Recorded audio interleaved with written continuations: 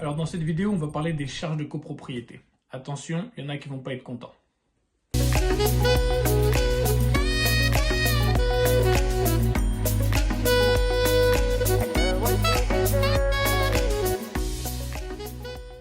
Alors bonjour, moi c'est Lionel d'Emel Immobilier et sur cette chaîne on parle principalement d'immobilier, mais pas que, on va dans plus de détails.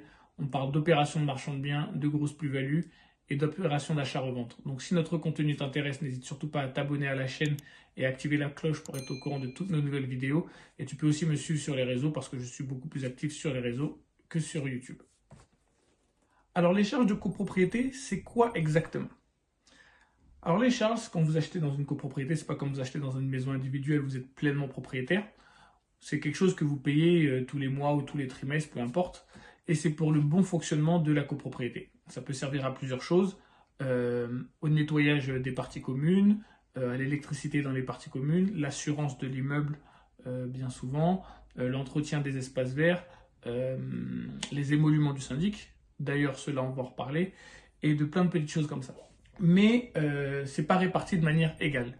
Les charges sont réparties par rapport bien souvent à des tantièmes. Alors pour être très clair, parce que moi je ne fais pas de philosophie de choses compliquées, les tantièmes c'est ce que tu dépenses à chaque fois que la copropriété dépense pour 1000 euros. Exemple, il faut refaire la toiture, ça coûte 100 000 euros, un exemple.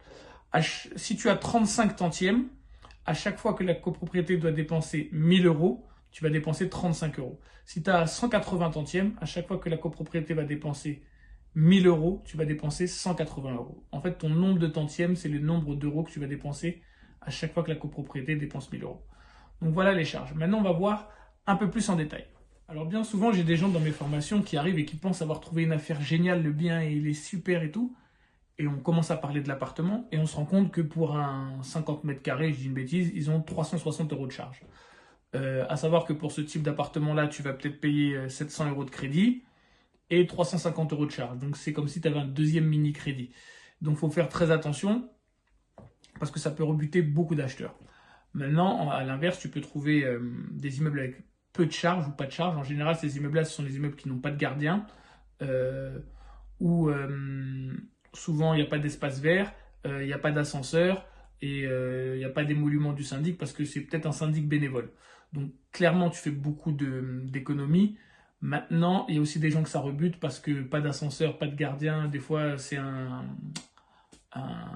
copropriétaire qui jette la poubelle et autres. Ça peut être aussi embêtant. Donc vraiment, il faut chercher le bon équilibre entre le fait d'avoir très très peu de charges et le fait d'en avoir trop. Parce que quand on a peu ou pas trop de charges, ça peut être bien, mais ça peut être aussi mauvais. Je donne un exemple. Là, j'ai acheté 2 appartements dans le même immeuble. Et ces appartements-là c'est un immeuble avec le chauffage collectif. Donc les charges sont plus hautes. Ça peut rebuter des gens d'avoir des charges plus hautes que d'habitude. Elles restent raisonnables, hein, mais les charges sont plus hautes que d'habitude. Cependant, le mec qui achète cet appartement-là, il n'a pas de chauffage à payer. Et ceux qui habitent en Île-de-France ou dans l'Est de la France ou dans des endroits où il fait très froid, le fait de ne pas avoir de chauffage à payer, quand bien même le bien est plus ou moins bien isolé, c'est pas trop grave parce que vu que c'est le chauffage collectif, ça va. Maintenant, il faut faire attention parce que le jour où la chaudière pète, forcément, ça va vous coûter à tous les copropriétaires une somme dans un temps peut-être très court pour pouvoir entretenir cette chaudière. Donc il faut vraiment prendre tous les éléments en compte avant de pouvoir décider si les charges sont chères ou pas. Alors maintenant, on va voir les syndics. Alors les syndics, ils sont utiles, pas toujours. Moi, je pense que dans les petites copropriétés, c'est pas forcément utile. Mais à partir d'un certain moment, c'est quand même embêtant parce que vous pouvez pas avoir quelqu'un qui s'occupe de ça de manière personnelle. Vous pouvez avoir un syndic bénévole avec quelqu'un qui s'y dévoue.